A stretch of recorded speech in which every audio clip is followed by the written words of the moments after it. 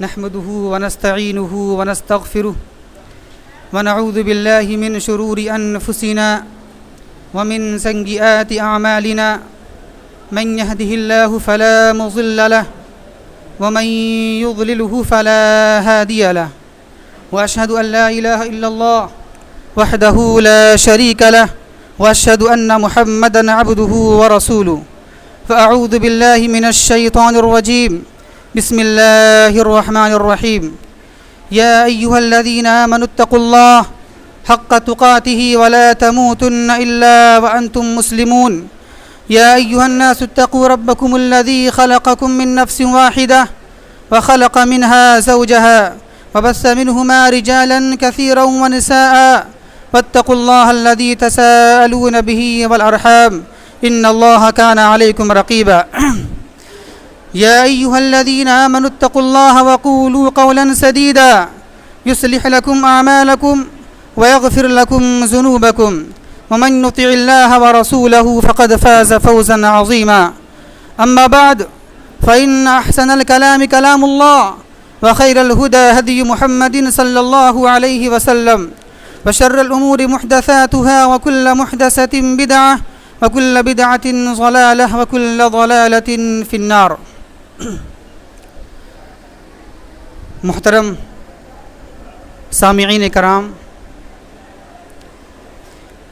ابھی آپ کے سامنے خطبہ نکاح پڑھا گیا،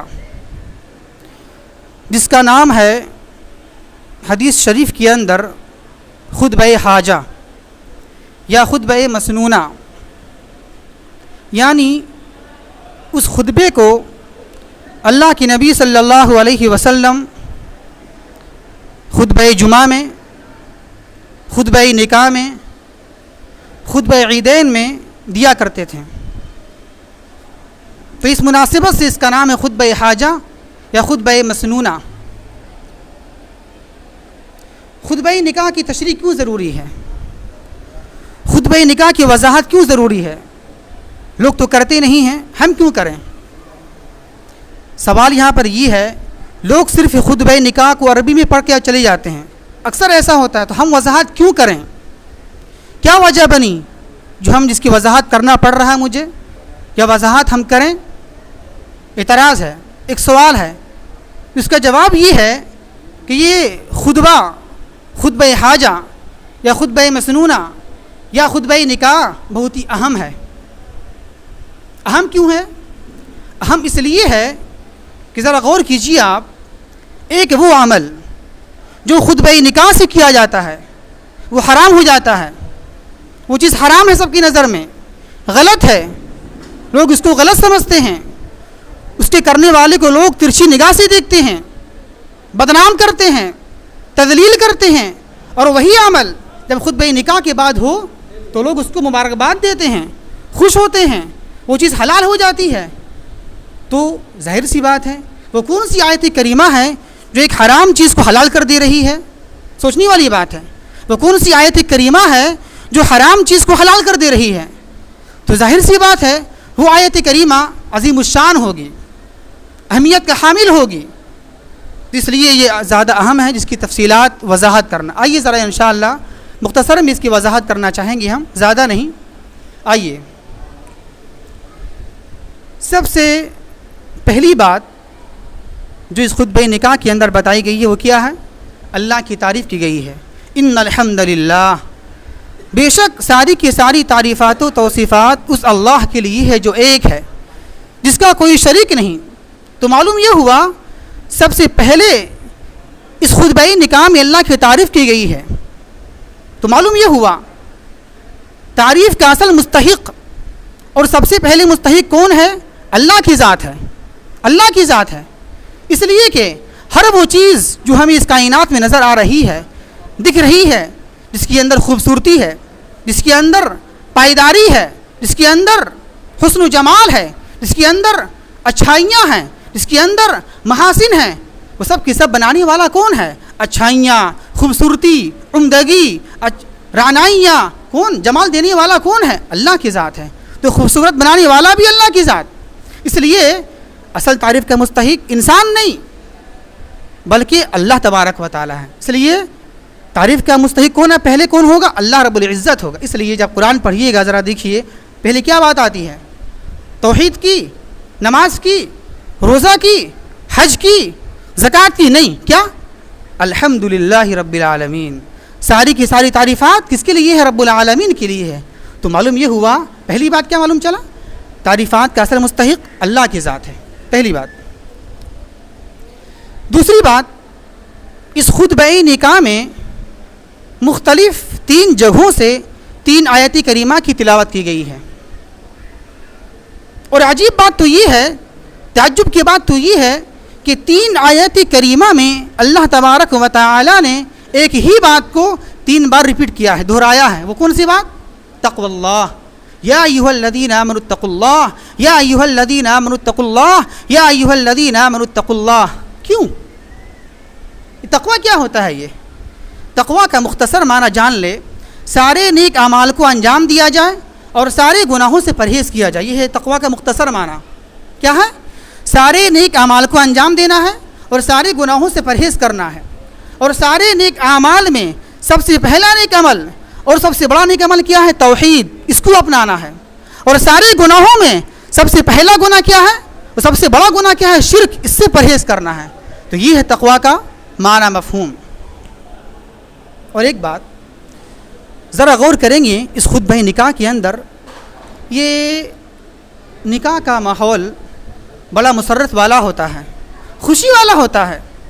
لیکن ذرا غور کیجئے کہ اللہ رب العزت نے اس خوشی کے ماحول میں تقوی کی بات کیوں کہی؟ اللہ کے ڈرنے کی بات کیوں کہی؟ اللہ سے ڈرو. کیوں؟ حالانکہ یہ موقع خوشی والا موقع ہے. تو اس خوشی کے موقع میں اللہ کیوں ڈرا رہا ہے؟ تقوی کی بات کیوں کہی جا رہی ہے؟ اتقوا اللہ، اللہ سے ڈرو، اللہ کا خوف پیدا کرو. کیوں؟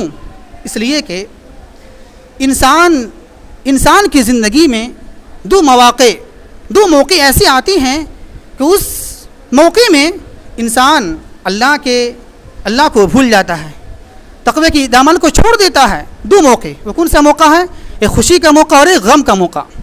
جب خوشی کا موقع آتا ہے تو ایک انسان آپے سے باہر ہو جاتا ہے، اترانے لگتا ہے، تکبر کرتا ہے، گھمنڈ کرتا ہے اور بالکل آپے سے باہر ہو جاتا ہے اور ہر وہ چیز کل گزرتا ہے جو شریعت کے اندر داخل نہیں ہے. تو یہ تقوی ہمیں تعلیم دیتا ہے کہ ہم خوشی دینے والے کے حساب سے خوشی منائیں. جو اللہ ہمیں خوشی دیا ہے، خوشی دینے والے کے حساب سے خوشی منائیں. کہیں ایسا نہ ہو کہ اللہ تبارک و تعالی ہماری خوشی کو غم میں تبدیل نہ کر دے. اس لیے تقوی کی تاکید کی گئی ہے کہ اس حالت میں، ایسے ماحول میں خوشی ملی ہے ٹھیک ہے، لیکن اللہ کو بھول مت جانا. خوشی دینے والے کو بھولنا مت، بلکہ خوشی دینے والے کے حساب سے خوشی منایا جائے. ورنہ اگر ہم آپے سے باہر ہو جائیں گے، ہر چیز کر جائیں گے جو سنت سے ثابت نہیں ہے، تو ہو سکتا ہے اللہ رب العالمین ہماری خوشی کو غمی میں تبدیل کر دے.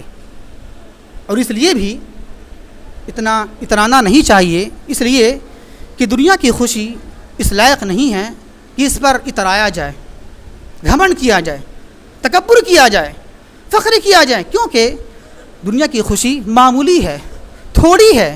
1 گھنٹہ کے لیے، 2 گھنٹہ کے لیے، 1 مہینہ کے لیے، 2 مہینے کے لیے، سال بھر کے لیے. لیکن مومن کے لیے سب سے بڑی خوشی اور پائیدار خوشی کون سی ہے؟ جنت. جو انشاءاللہ عزیز الرحمن مومن کو جو خوشی ملنے والی ہے جنت کی صورت میں، مرنے کے بعد ملنے والی ہے انشاءاللہ. تو اس لیے خوشی ملنے کے بعد دنیا کے اندر میں اترانا نہیں چاہیے، تکبر گھمنڈ نہیں کرنا چاہیے. مجھے خوشی مل گئی ہے، جو چاہے کریں ہم نہیں. تو پہلا موقع ایسا آتا ہے خوشی کا جس میں انسان تقوی کے دامن کو چھوڑ دیتا ہے اور اللہ کو بھول جاتا ہے. دوسرا موقع غم کا. جب ایک انسان پر غم کے مصائب آتے ہیں، مشکلات آتے ہیں، حالات آتے ہیں، تو اتنا چور ہو جاتا ہے، اتنا ٹوٹ جاتا ہے، بجائے صبر کرنے کے، بجائے اللہ کو یاد کرنے کے لان تان کرنا. اور کبھی یہ لان تان، یہ شکوہ، یہ شکایت اللہ کی طرف چل جاتا ہے. اللہ کو مجھے مصیبت دینا تھی، اتنے ہم اچھے ہیں، نمازی ہیں، روزے رکھنے والے ہیں، زکوٰۃ دینے والے ہیں، صوم و صلات کے پابند ہیں، پھر بھی سب مصائب میرے ذمے میں آ گئی، میری تقدیر میں آ گئے. کیوں؟ تو کبھی یہ شکوہ، یہ شکایت، یہ لان، یہ تان مصیبت کے وقت میں اللہ کی طرف چل جاتا ہے.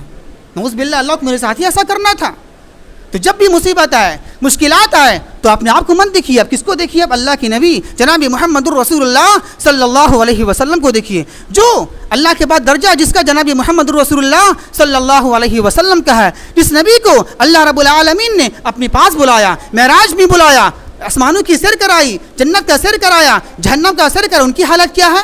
ذرا سنیے، اللہ کے نبی جناب محمد الرسول اللہ صلی اللہ علیہ وسلم تبلیغ کرنے کے لیے جاتے ہیں طائف کے